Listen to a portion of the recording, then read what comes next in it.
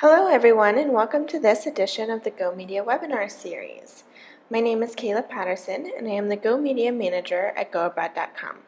In addition to outreach and marketing for GoMedia as a whole, I oversee GoSocial, our comprehensive social media management and consulting service. You can tweet me at KaylaPat or at GoMedia with any questions, or feel free to email me at the address on your screen. For those of you who may not be familiar with GoMedia, it is a division of GoAbroad.com that offers online marketing services primarily for organizations within international education and travel.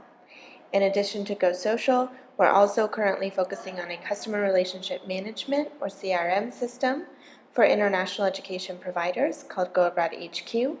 If you'd like to learn more about our products, please visit our website at gomedia.goabroad.com. You'll also see the hashtag GoMediaWebinar on the screen. You can use this hashtag to share the webinar or to ask any questions via Twitter. With that said, let's go ahead and jump right into Content Curation 101. So what is content curation? Content curation involves collecting content from various sources and presenting it to your audience in your own way. Content curation begins with sourcing content online. To find the best content online, you should be part of many different social communities. For example, subscribing to blog feeds and Twitter feeds that provide great content. As you're finding content, it's important to organize it. Many community managers use content databases of some sort or editorial calendars to do this. Once you've gathered your fresh content, organized it, and deemed it worthy to republish on your social sites, the next step is to add the quote, attention grabber, and share.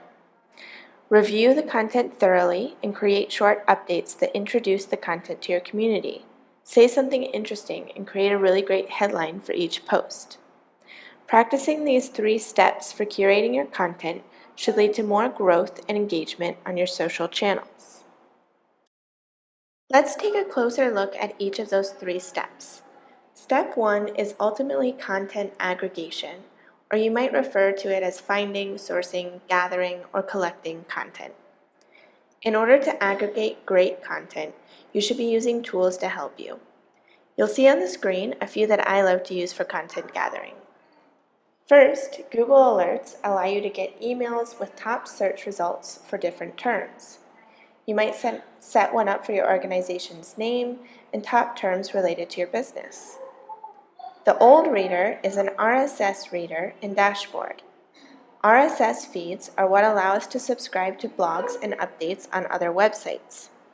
To give you an idea, I have approximately 300 blog feeds in my Old Reader, which sounds overwhelming, but the dashboard allows me to organize everything and sort through topics and headlines.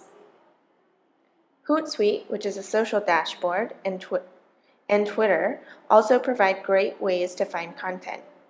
Because tweets are searchable, you can create saved searches or Hootsuite streams to monitor what's being said and shared about different topics or hashtags.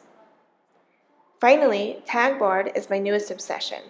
This tool aggregates content from multiple sites and sources based on a hashtag search.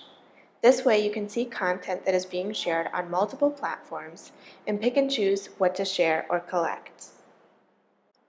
The next step is organizing. The slide has a big logo for Google Drive, not because they're paying me to do this, but because I swear by these tools. Google Drive is the most useful and successful method I found to organize content, collaborate with my team and clients, and ultimately support flourishing social media communities. My biggest organizational tip is to create a spreadsheet in Google Drive to organize your social content. It's so simple, yet so valuable. This way you can also curate your content in the spreadsheet and create a foundation of content to quickly and easily pull from. If you don't have Google Apps already for your company email, you can easily set up a Gmail account and use all of their features, including Google Drive, for free. Step 3 is arguably the most important step. This is where you quote, curate, and post the content. Remember, be true to your brand and voice. Share content your audience wants and encourage them to interact. Ask yourself, is this something that I would like or read? Or more importantly, would your target demographic like it? If not, you probably shouldn't post it. Social media is social and personal. Don't forget that your brand should have a voice and personality to be successfully social. That concludes our quick webinar on Content Curation 101. Please feel free to tweet us your questions using the hashtag GoMediaWebinar or email us at gomedia@goabroad.com. Thank you for tuning in to this edition of the GoMedia webinar series.